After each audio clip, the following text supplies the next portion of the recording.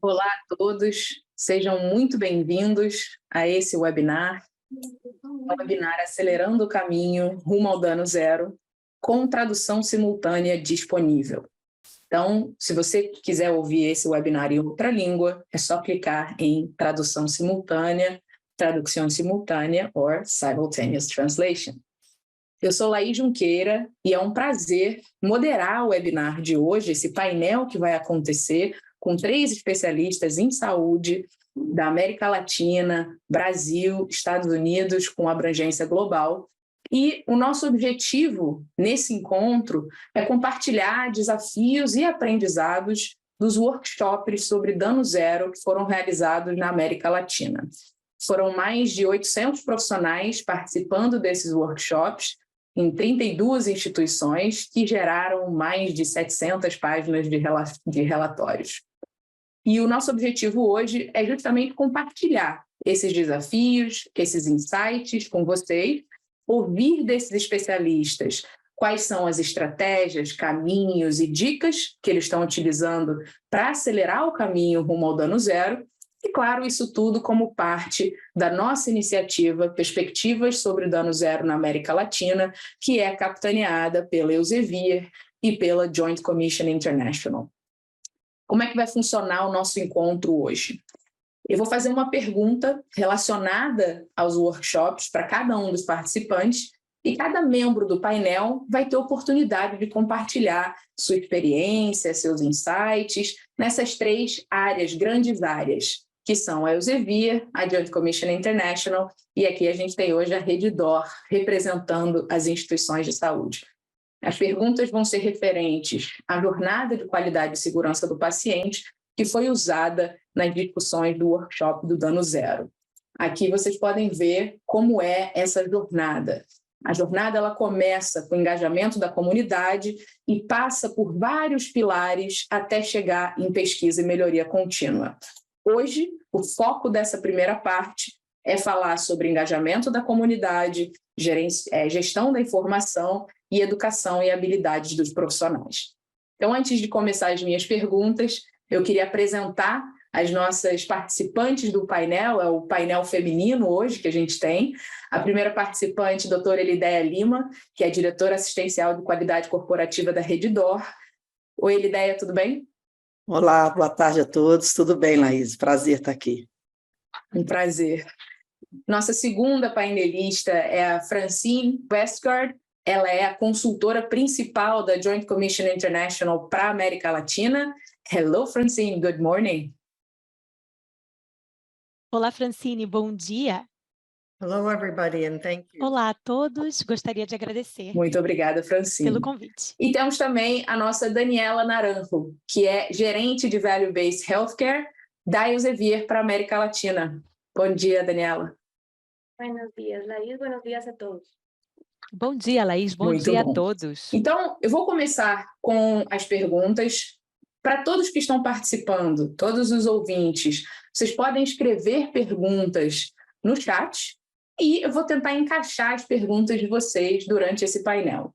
A ideia é que seja uma conversa, então, como qualquer conversa, eu já vou parar de compartilhar a tela para que a gente possa se olhar enquanto a gente conversa, e a ideia é que cada participante, cada painelista dê a sua opinião nessas 3 perspectivas diferentes.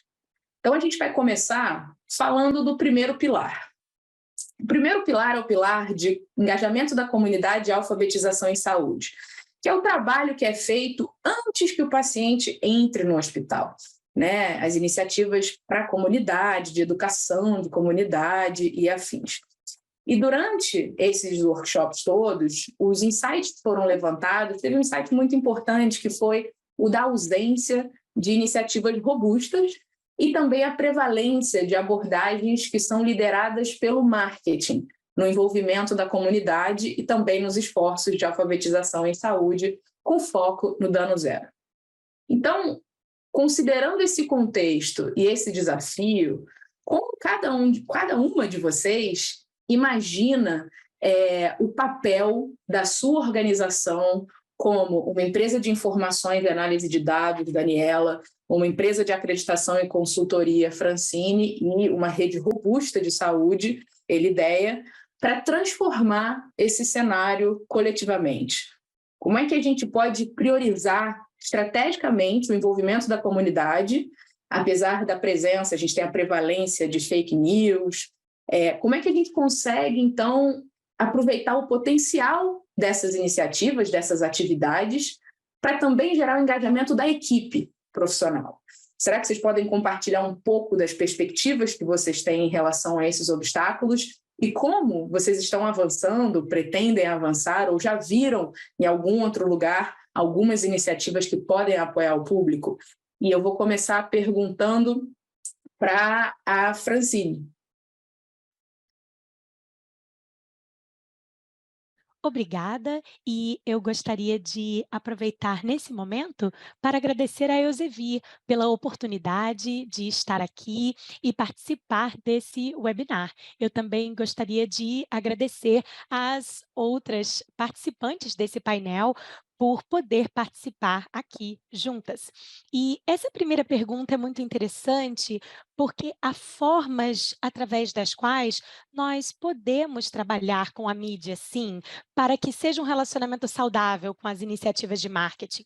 Vou dar um exemplo. Antes da pandemia, nós estávamos todos concentrados nas campanhas relacionadas à vacina de gripe, porque sabíamos que a época da gripe estava chegando e algumas das organizações com as quais eu trabalho utilizaram a mídia de uma forma positiva. Eles, então, disponibilizavam mensagens que eram veiculadas através da mídia e promoviam os benefícios de tomar a vacina da gripe. E o objetivo daquela campanha era conseguir acelerar a campanha de vacinação e maximizar esse impacto durante o período no qual há mais casos de gripe, e funcionou em vários lugares. Isso foi algo interessante, porque uma das organizações no ano seguinte falou: olha, a gente nem teve direito a essa época da gripe, porque pouca gente pegou, e nós pensamos, que excelente, quer dizer que a estratégia funcionou de fato. Eu diria, então, use a mídia como uma amiga e que ela possa trabalhar junto com vocês. Agora, lembre, trabalhar com a sua equipe exige que você invista em educação. Quanto mais informação você der para a sua equipe, ela vai estar mais bem informada. E quando a equipe está mais bem informada, ela vai ter as ferramentas, o treinamento e o conhecimento, e estará bem equipada para dar a informação correta ao paciente. E aí, os pacientes podem, portanto, tomar decisões bem informadas dentro da saúde, elas se tornam parte da equipe, se tornam parte do processo de tomada de decisão. Uma outra questão que nós temos que lembrar, e a JCI é muito conhecida nessa área, por exemplo, de observarmos a forma como as questões estão funcionando. E quando, por exemplo, os pesquisadores estão trabalhando com os seus tracers e as suas análises, nós percebemos, então, que há evidência disso, evidência relacionada às suas referências. Portanto, é uma abordagem que depende de informação baseada em evidência. Excelente, Francine. Obrigada. Eu vou aproveitar o gancho da parte de mídia e também da parte de educação de profissionais e vou voar para o Brasil, porque no Brasil a gente tem uma figura, né, na área de vacinação chamada Zé Gotinha, que é uma figura que, enfim, a gente cresce ouvindo uma campanha de vacinação excelente no Brasil. O Brasil é referência em vacinação, então eu vou me dar o direito de voar direto para o Brasil. Doutora Elideia, é com você. Obrigada, Laís. Eu também preciso agradecer ao Elsevier. Nós já fizemos 5 workshops, temos ainda mais 2 programados, mas a Rede D'Or hoje tem 73 hospitais no Brasil, em 13 estados do Brasil, né? Então são várias realidades diferentes aí que nós temos. E eu concordo demais com a Francine quando ela disse que a gente precisa primeiro capacitar os nossos profissionais. Acho que esse primeiro pilar ele é mais desafiador, mas eu confesso que o terceiro, né, quando a gente fala de educação e habilidade dos profissionais, é a base para que a gente consiga fazer essas mudanças. Então, a gente viu muito claramente isso na ferramenta aí do workshop, porque foi uma didática que fez com que todo mundo repensasse mesmo o caminho do rumo ao dano zero. Todo mundo tem esse desejo, e a gente sabe que ainda estamos distante, infelizmente, né? Na realidade da Redditor, a gente tem 16 hospitais acreditados pela JCI. Essa ferramenta ajuda muito também para que a gente tenha esse aprendizado. Mas o que a gente fez de primeiro momento, depois dessa análise do workshop, era entender que a curadoria dessas informações também era importante. A gente aprendeu muito com a pandemia, Francine trouxe um exemplo aí da questão das vacinas, mas a gente aprendeu também a informação, né? Isso que a gente está fazendo há 3 ou 4 anos atrás, a gente falaria que só dava para fazer se estivéssemos todos no mesmo ambiente, né? E a gente aprendeu. Mas a velocidade dessa informação também trouxe o que a Laís já comentou, fake news. Então, nós montamos uma área de curadoria dessas informações para que a gente tentasse trazer para a população, nesse pilar de conscientização da população, uma linguagem mais acessível. Tirar aquela nossa linguagem científica e técnica por uma linguagem mais apropriada. E aí usamos algumas ferramentas. A gente fez um treinamento sobre storytelling para as pessoas aprenderem a contar histórias, porque talvez assim os pacientes entendessem melhor dos riscos que a gente faz. Então, todo ano a gente reforça o movimento que importa para você no mês de junho. A gente usa a campanha O que importa para você o ano todo. Isso também é uma maneira de trazer o paciente para a nossa linguagem, porque, por vezes, para nós, o importante é aquele caminho para prevenir o tromboembolismo, e ele fala, eu não quero sentir dor. Se você conseguir tratar a minha dor, amanhã eu prometo que eu vou caminhar, porque hoje eu ainda não estou conseguindo caminhar. Então, a gente acabou trazendo essas ferramentas de envolvimento desse paciente, rodas de conversa. No assunto prevenção de quedas, a gente entendeu que a nossa estratégia de falar com o paciente, muitas vezes a gente classificava corretamente, tomava todas as medidas, dava todas as informações e eles continuavam descumprindo. Quando a gente começou a fazer rodas de conversas, num determinado dia, num determinado horário, a gente convidava todos os pacientes que estavam podendo se deslocar para um salão e a gente procurava aquele que já tinha tido uma possibilidade de queda para comentar com os outros. E aí nós vimos que a gente reduziu o número de eventos, porque eles entendiam mais a linguagem do outro paciente do que a nossa linguagem. Tá? E aí também envolvendo os pacientes nos comitês de paciente, né? É uma estratégia que eu particularmente acho das mais difíceis, porque a gente precisa primeiro educar a nossa população para ela entender do que a gente está falando, não é todo mundo que você consegue envolver, assim também no round, a gente faz round diário em algumas unidades com a participação do paciente, mas não são todos os pacientes que conseguem participar ainda, então a gente incentiva que identifique quem são os pacientes, e aí sim usar a mídia social a nosso favor. Se vocês olharem, a Redditor tem aí nas mídias sociais um canal de informação, que ela dá aí as informações dos assuntos, né? Nós estamos aí numa semana que teve prevenção de queda como ênfase, então a gente usa muito a mídia social para isso, e também divulgar as informações nas transparências dos dados. Nesse mês, a gente está indo aí para a mídia mostrar os indicadores, é uma provocação, a gente entende, pelo menos no nosso cenário Brasil, né, Laís? Porque não é um hábito que todo mundo tem ainda, a divulgação das suas informações. Então, infecção de corrente sanguínea, PAV, trato urinário, letalidade, lesão, queda, a gente começou a mostrar os resultados da rede, para que a gente fale que um cuidado seguro tem que ser transparente, a gente tem que mostrar isso. Mas eu, particularmente, acho esse pilar um dos mais difíceis, porque envolver a linguagem nossa para o paciente e esse paciente engajado nesse cuidado, que ainda não é uma cultura dele, né? Verdade. Muito obrigada, doutora Lidéia. Enquanto você falava, eu li a matéria que saiu sobre os dados da Redditor, e até o cuidado de como escrever a matéria jornalística. Eu lembro que a manchete é quanto menor, melhor. Porque o leigo, quando olha um gráfico e vê os números baixos, não necessariamente ele vai entender que quanto menor é melhor. Então, eu vi até esse cuidado, acho que é muito interessante trazer esse exemplo. Vou voar para a Colômbia. Daniela, me diga, quais são a sua perspectiva sobre o assunto? Bueno, quiero Eu gostaria de dizendo que eu estou de acordo com o que foi dito pela doutora Elideia e pela Francine. Esse é um dos pilares mais desafiadores em relação ao papel das instituições de saúde, que tradicionalmente não era chegar à comunidade, mas a comunidade vinha até ela. E eu acho que a gente começa, então, uma questão que é bem complexa para todos os prestadores e profissionais de saúde e as suas instituições, que é mudar um pouco essa mentalidade e tentar se aproximar da comunidade, independente se a comunidade está hospitalizada, internada ou não. E esse é um primeiro aspecto que é sempre um grande desafio, que é essa mudança de mentalidade que as instituições precisam fazer e que muitas estão fazendo. Existem muitas iniciativas nesse sentido, e nós sabemos que outras instituições na Colômbia, no Peru e em outros lugares também estão fazendo isso, mas esse é um primeiro aspecto que é complexo. E o segundo é a questão do conteúdo da informação.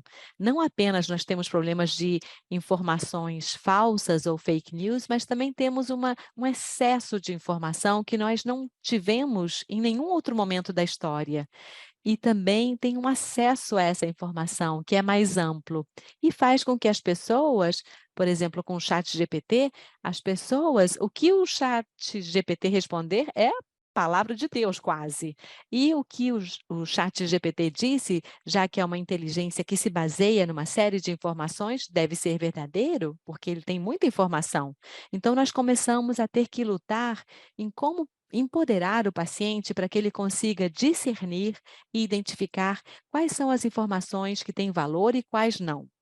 E isso é um desafio que vai além das instituições de saúde, que tem a ver com a formação das pessoas, que é um grande desafio. E também em relação ao conteúdo, nós percebemos que um dos maiores desafios que nós temos em relação à participação e alfabetização da comunidade é que o conteúdo clínico, em geral, está em termos clínicos e não em termos ou numa linguagem que o paciente entenda e consiga identificar.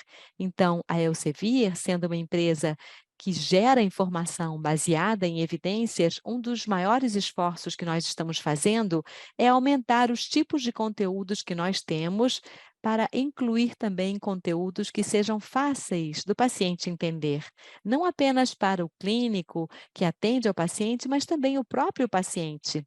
E, por último, eu gostaria de dizer que nós vimos que muitas das iniciativas, como foi dito pela Francine, estão dirigidas em algumas campanhas que são feitas num determinado período e que depois não se reproduzem.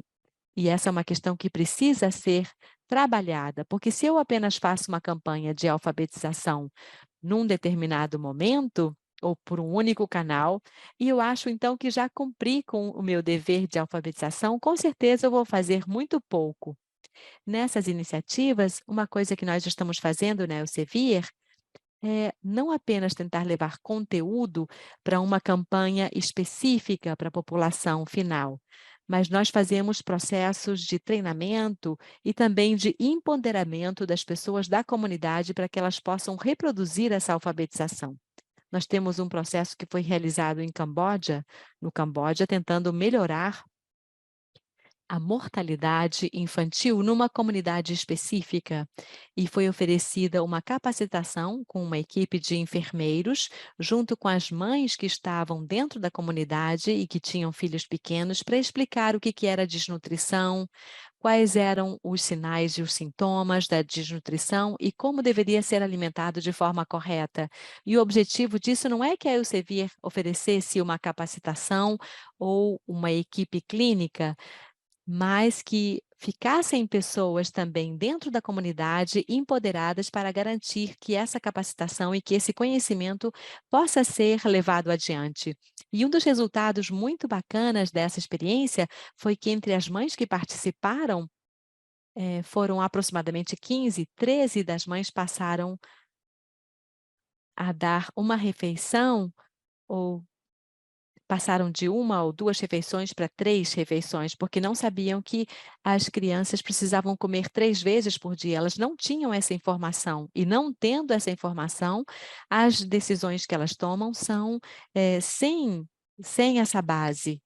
E nós detectamos isso também nos workshops e nos trabalhos que nós fazemos com as instituições de saúde, e que nós esperamos poder apoiar e contribuir ainda mais como geradora de conteúdo, Muito que a Elsevier obrigada, é. Daniela. Antes de passar para a próxima pergunta, eu vou fazer um resumo do que a gente falou agora no painel, com as principais dicas e experiências que foram compartilhadas. O envolvimento da mídia. É possível usar a mídia a favor das campanhas, por exemplo, com mídias sociais, com esforços de transparência de dados, com campanhas específicas para vacinação e outras campanhas. Importantíssimo que a gente tenha educação dos profissionais, porque são os profissionais que vão levar essa educação para os pacientes e para a comunidade. Então, alguns exemplos que foram citados foram rodas de conversa, treinamentos específicos de contação de história, né, de storytelling, e também comitês, né, o envolvimento dos pacientes em comitês.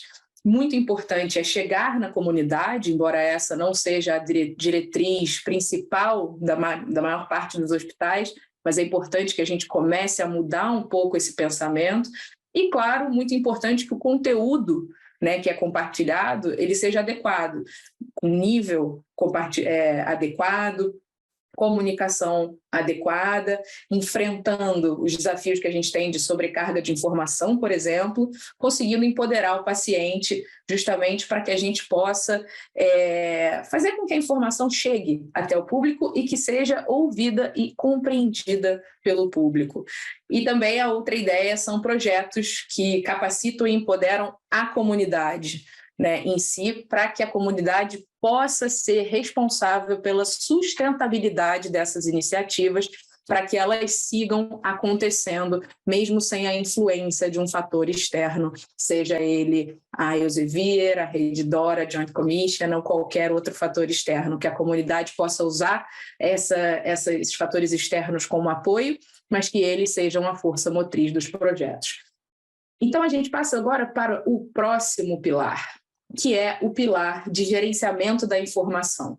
Aqui a gente começa a ter desafios mais relacionados a como a informação ela é gerida dentro da instituição. Muito focado, por exemplo, em políticas, procedimentos, como eles chegam à prática, como eles vivem dentro de uma instituição. E os principais insights que a gente teve durante os workshops foram relacionados à capilaridade do conteúdo das políticas e procedimentos, que é justamente como é que ele chega a todo mundo, o que acaba contribuindo para uma baixa adesão, como eu vou aderir a algo que eu não conheço, e uma lacuna entre a prática e o conteúdo dessas políticas. E surgiu também uma grande oportunidade de envolver a equipe nos esforços de desenvolvimento. Então, a primeira pergunta que eu tenho é: esses desafios que eu acabei de mencionar fazem sentido para vocês? Vocês já ouviram isso em outras instituições? É uma realidade de outros países e instituições? Em segundo lugar, como a gente pode pensar em estratégias para enfrentar esses desafios? Então, eu vou começar agora pelo Brasil, com a doutora Elideia. Então, Elideia, conta um pouco para a gente. Como é que você lida com a gestão da informação? Faz todo sentido, né, Laís? E também é um desafio, não é à toa que vocês, na organização aí do conteúdo, trouxeram aí os pilares que são os mais desafiadores, claro. Eu sempre volto ao modelo de excelência da gestão, que fala que tem que ter uma liderança que conhece seu mercado e o cliente, traça a sua estratégia para atingir resultado.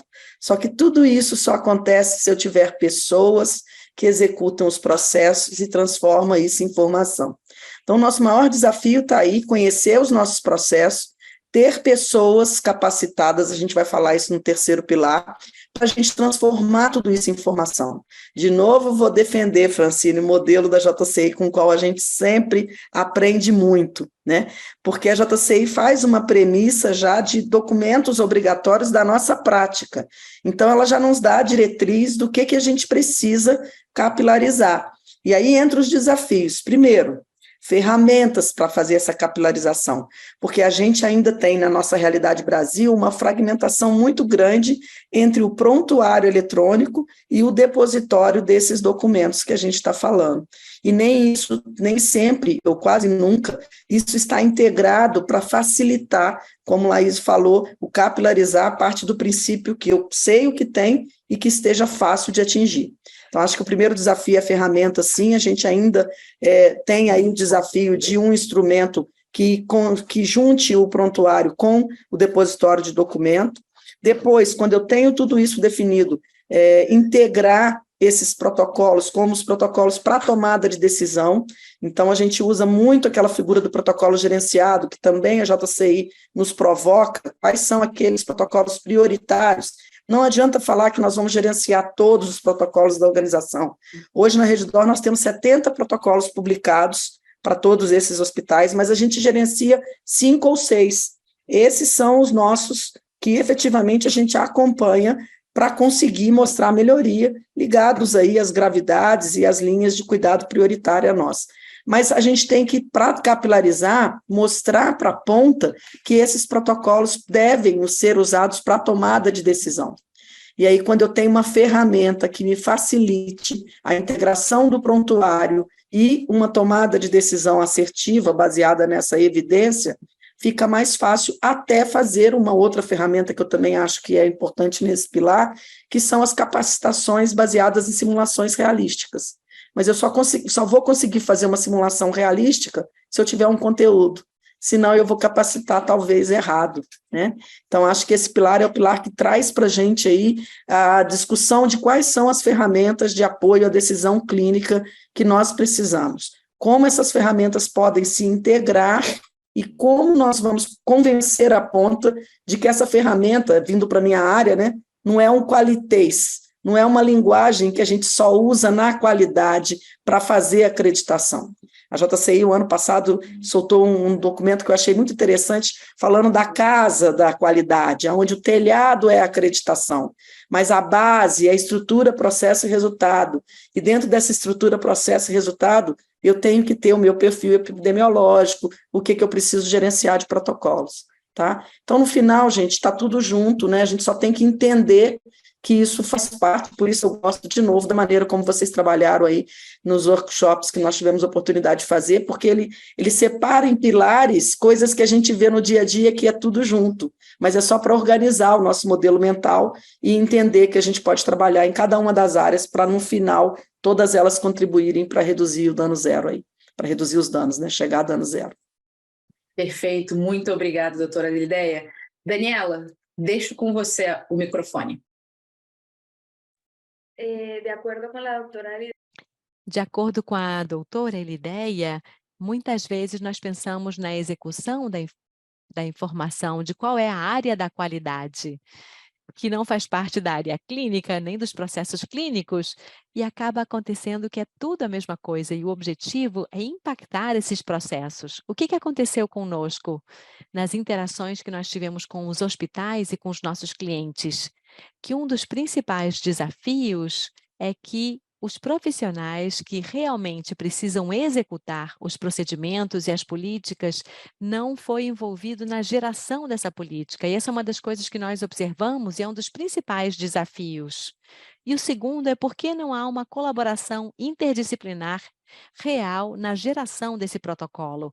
Então, às vezes, o médico gerou um protocolo para uma situação específica e a participação dos outros é de 70% e ele vai fazer uma verificação final e, às vezes, as enfermeiras não têm a capacidade para dizer, o doutor, mas não acontece assim, não é feito dessa forma, e acaba existindo um protocolo que não pode ser implementado nem posto em prática pela equipe.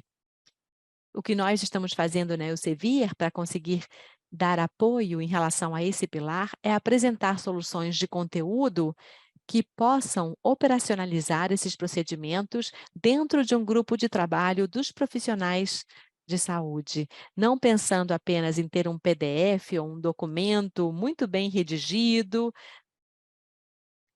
na informação dos procedimentos que devem ser realizados, ver como essa informação, de uma forma estruturada, pode ser feito nesses fluxos dos prontuários, para que possa ser utilizado na prática. E uma outra coisa que nós estamos utilizando agora é começar a fazer workshops, onde fazemos trabalhos com as instituições, trazendo o conceito de saúde baseada num valor. Porque quando nós começamos a fazer uma revisão da saúde baseada num valor, bem, vamos diminuir o custo e aumentar a qualidade, e pronto. Mas isso não nos diz nada. Quando nós começamos a fazer uma revisão do passo a passo da implementação de um projeto de saúde baseado no valor, nós vemos a importância, desde um primeiro momento, de ter uma equipe que tenha capacidade, que esteja empoderada e que seja interdisciplinar, onde todos possam respeitar a contribuição que a outra pessoa faz ao processo. E começar a ver quais são as atividades que são feitas na realidade que contribuem para o paciente e que atividades que não contribuem em nada ou não trazem nada para o paciente, que nós teríamos que analisá-las e ver como podem ser aperfeiçoadas, começando passo a passo, ponto a ponto, para avaliar de uma forma consciente e real o que está contribuindo e o que não em cada um dos processos. É um processo longo, difícil, porque eu não teria tempo suficiente para falar de tudo isso, também todos os profissionais e os recursos para conseguir avaliar todos os procedimentos de uma forma tão detalhada. Então, a gente precisa procurar um equilíbrio para ver quais são essa série de procedimentos de base e estabelecer quais são as prioridades para reavaliar quais são as atividades que estão sendo feitas na prática para melhorar o atendimento aos pacientes. É isso que nós Muitas estamos graças, tentando muito obrigada, fazer. Dani. Nós agora vamos para a Francine. Eu estou muito entusiasmada com essa pergunta, porque eu adoro políticas. E então nós sabemos que é a política que vai motivar o comportamento. Precisamos ter documentos que sejam robustos, não só protocolos e procedimentos, mas temos que ter guidelines. Todos esses dar o apoio necessário para que nós possamos manter a assistência clínica. Pense, portanto, nessa tecnologia da saúde, por exemplo, e como ela está indo adiante. Nós estamos um pouco mais lentos do que nós gostaríamos. É difícil acompanhar o ritmo da tecnologia. Mas pensa naquele médico que tem um paciente que precisa prescrever um antibiótico, por exemplo. E qual é o antibiótico que ele vai utilizar? Qual é a ferramenta que ele tem dentro do prontuário eletrônico ou do seu material de preferência, por exemplo. E uma vez que ele já tenha selecionado esse antibiótico que ele quer, o que acontece? Será que há algum exame que ele tem que solicitar para fazer o acompanhamento? O resto da equipe tem que observar ação positiva ou negativa no paciente. Tudo isso é importantíssimo. E o que vai ditar isso é o documento que o hospital tem. E um dos grandes desafios que nós vemos quando fazemos a consultoria de organizações é que os documentos muitas vezes estão desatualizados, as referências são antigas, as pessoas na linha de frente não estão bem informadas a respeito dos documentos. Quanto mais complexa e maior for a organização, mais difícil será implementar totalmente esses processos de que aqueles documentos definindo e descrevendo. Pensar em tudo isso. Por exemplo, às vezes a equipe sabe que ela, por exemplo, não recebeu o treinamento ou frente, mas não alcança a troca de turnos, aquela pessoa que só vem trabalhar uma vez ou outra. E o que eu gostaria de falar também, antes de terminar, é compartilhar algo interessante que nós aprendemos lá na Joint Commission. é a JCI que faz a acreditação dos hospitais lá nos Estados Unidos, a Joint Commission. E então, ano passado, fizemos uma revisão dos hospitais que haviam trabalhado assim nos Estados Unidos e descobriram que 60% dos achados e observações durante a pesquisa não estavam baseados nos padrões, mas justamente na falta de compliance dos hospitais e dos profissionais em relação àqueles padrões. Então, imagina, não são os padrões que estão trazendo as pontuações mais altas, mas é a falta de compliance, é a falta de adesão aos documentos. E os nossos padrões deveriam ser a estrutura que a liderança usa. Nós sempre falamos, olha, você tem que ter um processo, documentos que vão apoiar essa tomada de decisão, mas temos que desenvolver documentos que sejam saudáveis e abrangentes.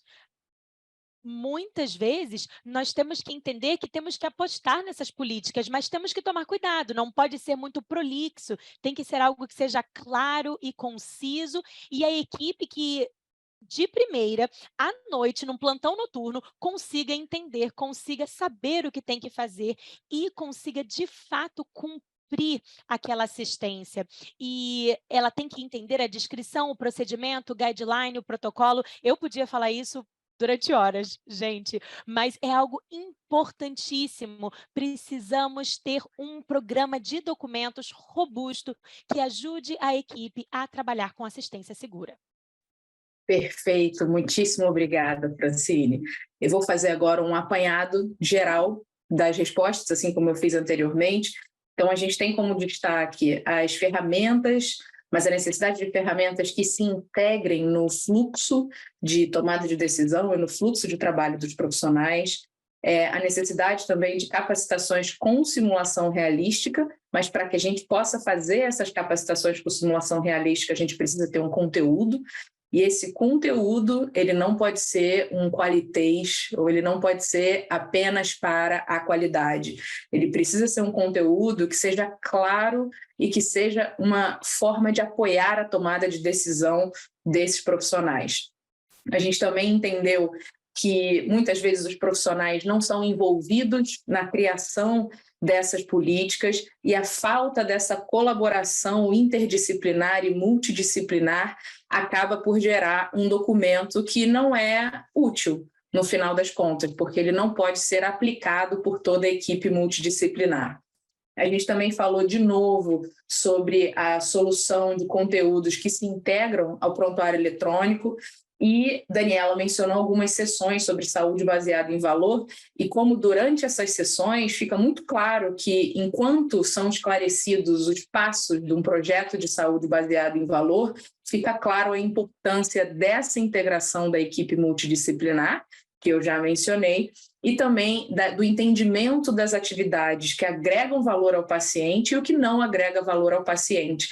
E aí vem também toda a parte das políticas e dos procedimentos. A gente também falou sobre como a política ela impulsiona o comportamento, e aí, quando falo de política, são documentos, diretrizes, protocolos, os pathways, e como o ser humano não tem a mesma velocidade que a tecnologia.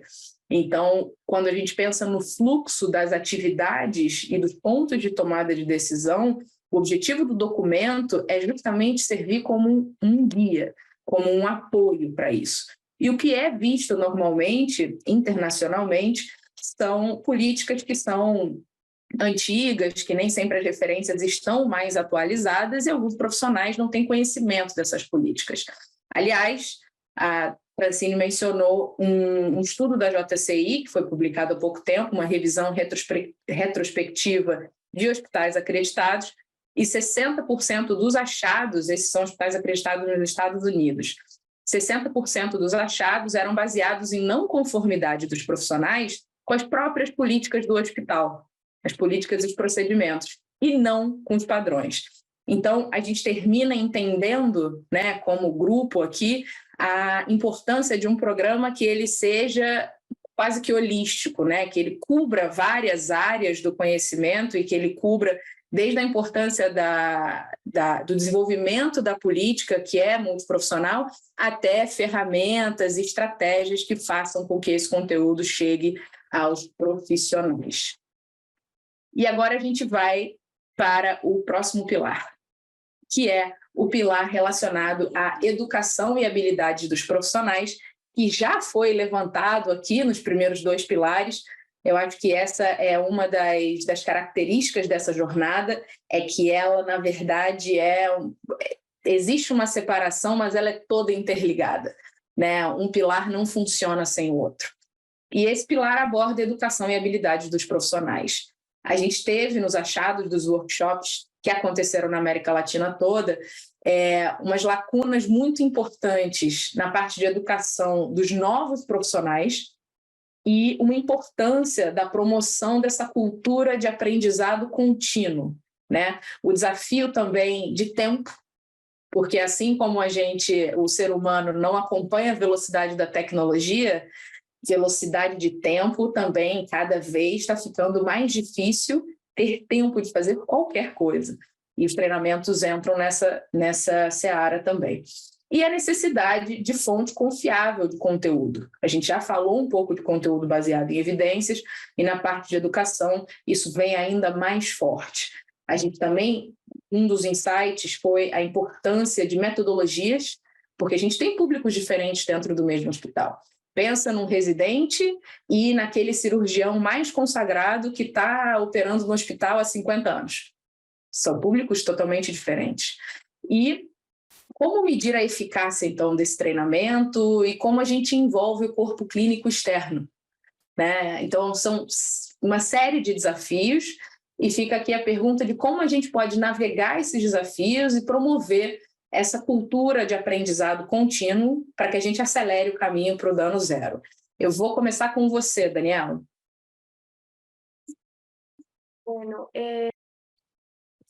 A educação dos profissionais é um grande desafio, e nós nos deparamos com isso nos workshops e nas conversas que tivemos por uma série de razões. Uma delas é a grande quantidade ou a alta rotatividade que nós temos nas instituições, que faz com que seja muito difícil manter aquela curva de aprendizagem num nível alto para todos os profissionais.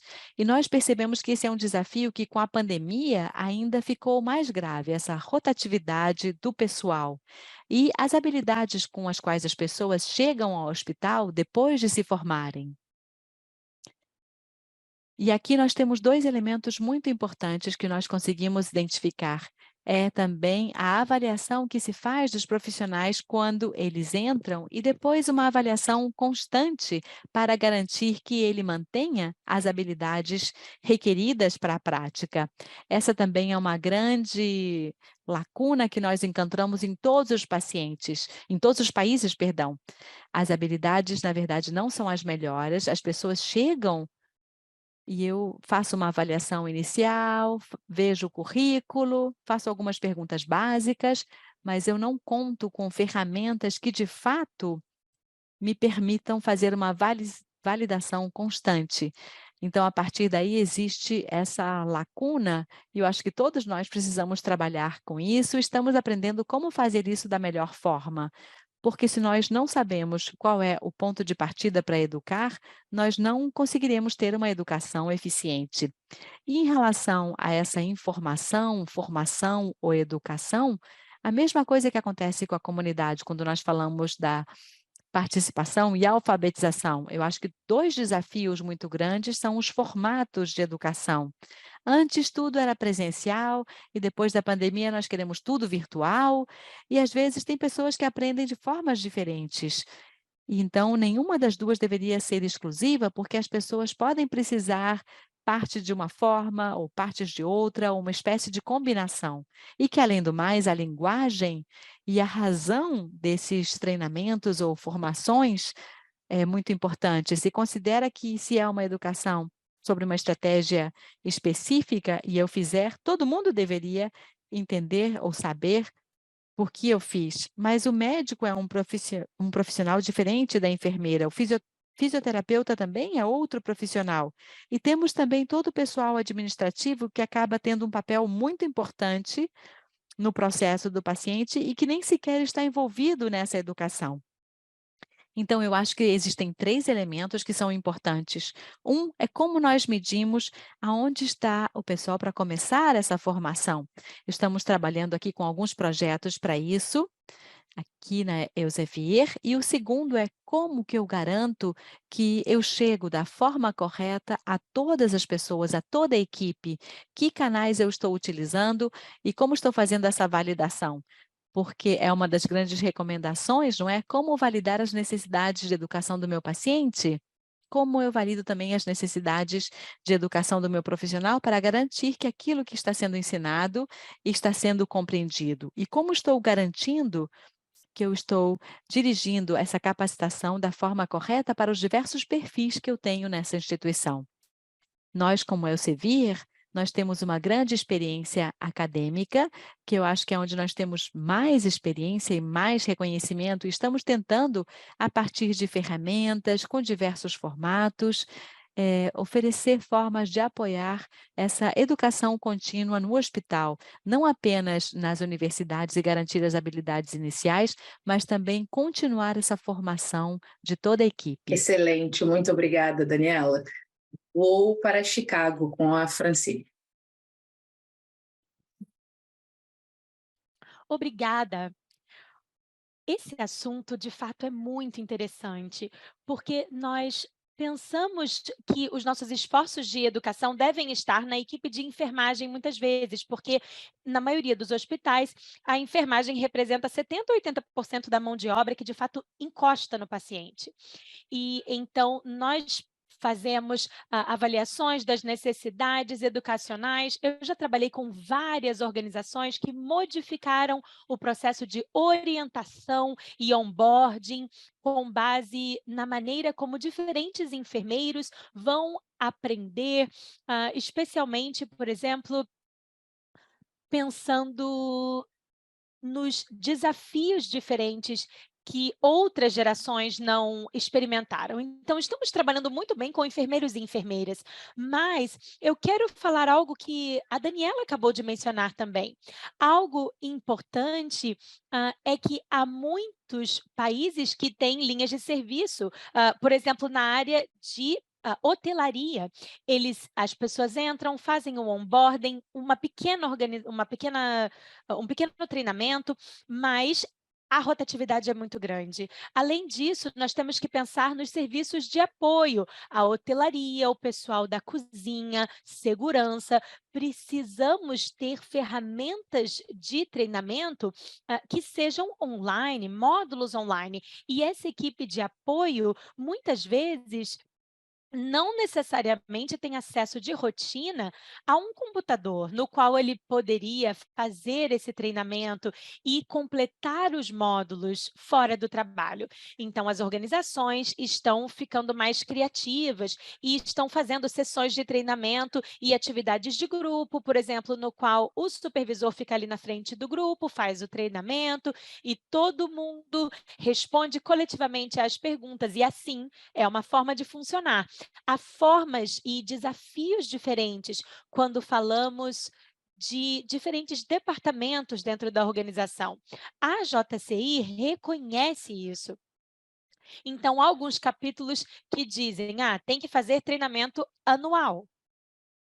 E aí, você pode pensar em alguns dos principais desafios no controle às infecções. O desafio da enfermagem vai ser diferente do desafio da hotelaria. O pessoal da hotelaria não vai, na verdade, tem um impacto enorme sobre o controle de infecções. E então, temos que saber como treiná-los e temos que fazer uma repetição desse treinamento, por exemplo, a cada ano ou a cada 2 anos, e aí vamos repetir. Uma outra questão que precisamos de treinamento atual é a administração das instalações, por exemplo, prevenção a incêndios. Na JCI, eu estou trabalhando lá desde 2007 e desde que eu comecei com as pesquisas, nós sempre mostrávamos, olha, você como organização de saúde tem como garantir que todo mundo aqui fez um curso de prevenção a incêndio? Agora não serve mais só isso, porque as pessoas aparecem, ficam sentadas lá na fileira de trás e não prestam atenção ao treinamento. Não significa que ela de fato fez o treinamento, que ela entendeu tudo que foi ensinado naquele dia e que ela pode de fato trabalhar evitando incêndios. Agora nós exigimos que cada pessoa possa demonstrar como faria a evacuação do paciente de dentro do hospital. E então estamos trabalhando com esse treinamento de prevenção a incêndios de uma forma bem diferente, ajudar a usar o extintor de incêndio, por exemplo, tudo isso, porque só ensinar a pessoa a repetir, faça isso, faça aquilo, não necessariamente significa que ela consegue fazer isso no momento que há aquele pânico ou numa necessidade de evacuação do paciente numa situação de risco. Portanto, o nosso treinamento, a supervisão, as nossas competências e habilidades vão evoluir juntamente com aquilo que nós achamos que a nossa equipe deve poder saber e fazer. Obrigada pela oportunidade de responder a pergunta. Muito obrigada, Francine. Elideia, é com você. Eu acho excelente, assim, a gente pensar na história do treinamento desde a formação, né? Acho que tanto Francine quanto Daniela provocaram isso. Na nossa prática, e eu estou falando um pouco da Redditor, a gente não só colocou na grade da faculdade que a gente já tem de enfermagem e de psicologia a matéria de segurança do paciente, entendendo que a formação é importante, como também a gente faz com os acadêmicos de equipe multiprofissional que a rede tem e com os residentes, encontros periódicos onde o assunto qualidade e segurança é trazido, exatamente para, na formação, ele já entender a importância desse documento, dessa política, desse protocolo, não como uma coisa distante, mas como uma ferramenta de apoio, né, à decisão clínica, ao cuidado dele. Então, e aí, com a pandemia também, com essa história da gente aprender à distância, hoje, dentro do modelo da Redditor, o modelo fala que o resultado financeiro é atingido a partir da qualidade técnica que é vista pelos seus clientes como uma qualidade percebida, cliente-paciente, cliente-médico. E tudo isso envolvido pelas pessoas, são mais de 70 profissionais, só os profissionais colaboradores, fora mais de 80 mil médicos que fazem parte aí do grupo, né, dos 73 hospitais no Brasil. Então, a gente começou a trabalhar com trilhas de desenvolvimento. Então, em cada um desse foco, bem o que a Francine colocou ali, a importância de a trilha não é de uma especialidade só, ela é sempre multiprofissional. Então, nós vamos falar uma trilha da qualidade percebida, uma trilha do resultado financeiro, e aí disponibilizando ferramenta de EAD, esse horário, durante o horário do trabalho, que eu acho que foi Francine que ponderou também com relação à carga horária do profissional. Se a gente deixar para ele fazer isso fora do horário do trabalho, nem sempre ele vai fazer. Então, é disponibilizado instrumentos, computadores dentro do horário de trabalho, e eles param de acordo com o cronograma pré-estabelecido, que nós mesmos somos os formadores. Então, ensina duas vezes, porque ensina o funcionário e ensina a gente, porque para preparar o treinamento, a gente também tem que se qualificar, né? Então, eles separaram, o RH separou aí assuntos por trilhas, e a gente vai fazendo essa formação, e eles vão recebendo certificados e pontuações em todas as áreas, compliance, sustentabilidade, qualidade técnica percebida, como eu disse.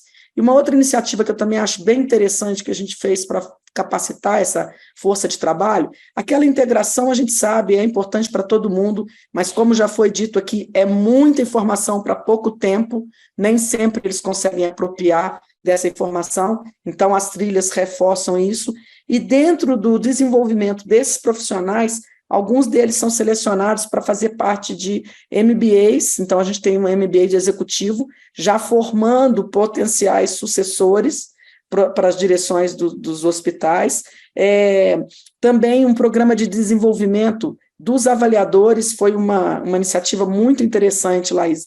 A gente tem um grupo pequeno na qualidade, e nós não acreditamos que a qualidade faz, a qualidade motiva, aponta a fazer por meio de uma ferramenta que nós temos que conhecer muito bem.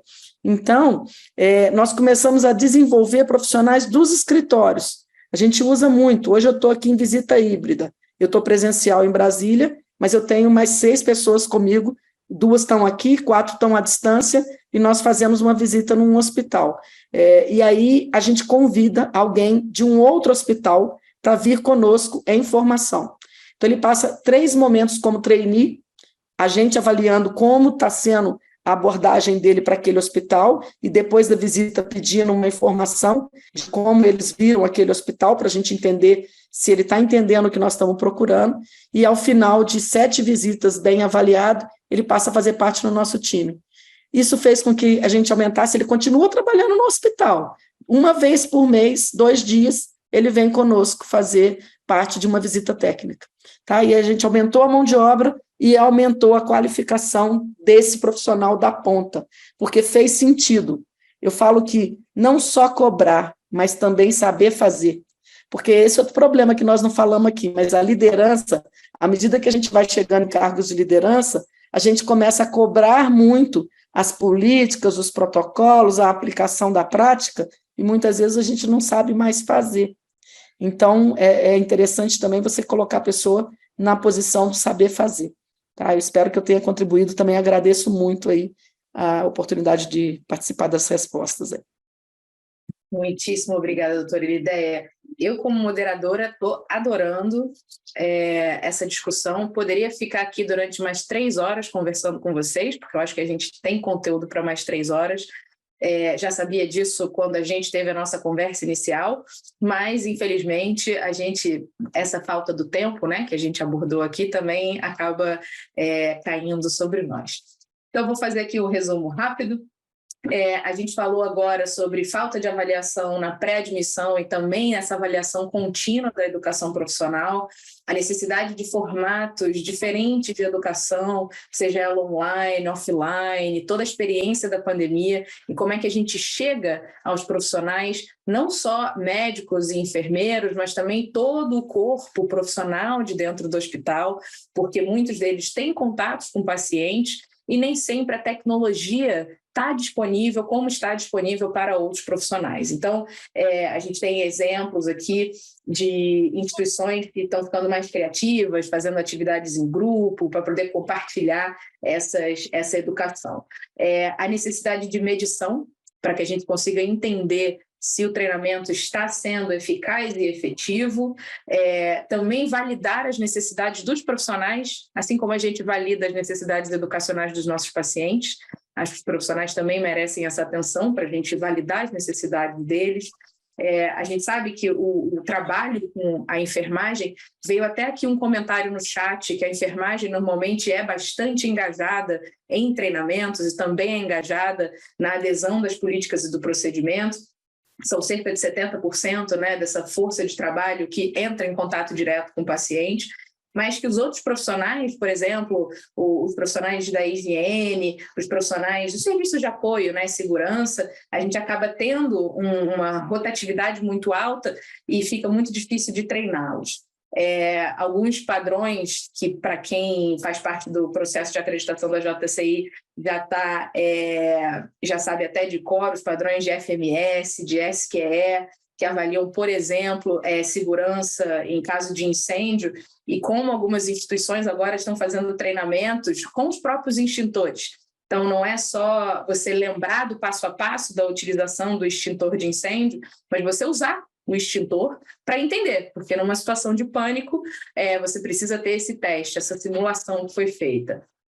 A importância do treinamento desde a formação, incluindo a segurança do paciente como matéria para residentes, para internos, e como isso ajuda ao profissional já crescer, né, já se desenvolver na carreira de uma forma que tenha a segurança do paciente e a qualidade em mente já dentro do próprio DNA. A gente também falou sobre a iniciativa da Redditor de trilhas de desenvolvimento, que são trilhas multiprofissionais e que têm como objetivo educar os profissionais no tema e não necessariamente só nas suas especialidades, mas sim no assunto, no tema. Isso acaba tendo como resultado não só a educação do colaborador, mas também a educação continuada dos educadores que precisam relembrar aqueles conteúdos para poder repassar para os colaboradores. Além disso, a Redditor também tem uma iniciativa de um MBA justamente para a sucessão de liderança, porque educação de profissionais não é só a educação dos profissionais do corpo clínico em contato direto com os pacientes, mas também da liderança de todos os profissionais da instituição, e como existe essa noção, esse conceito de que a qualidade ela motiva, né? A qualidade não faz. Então, é muito importante envolver a equipe nas visitas técnicas e outras atividades da qualidade.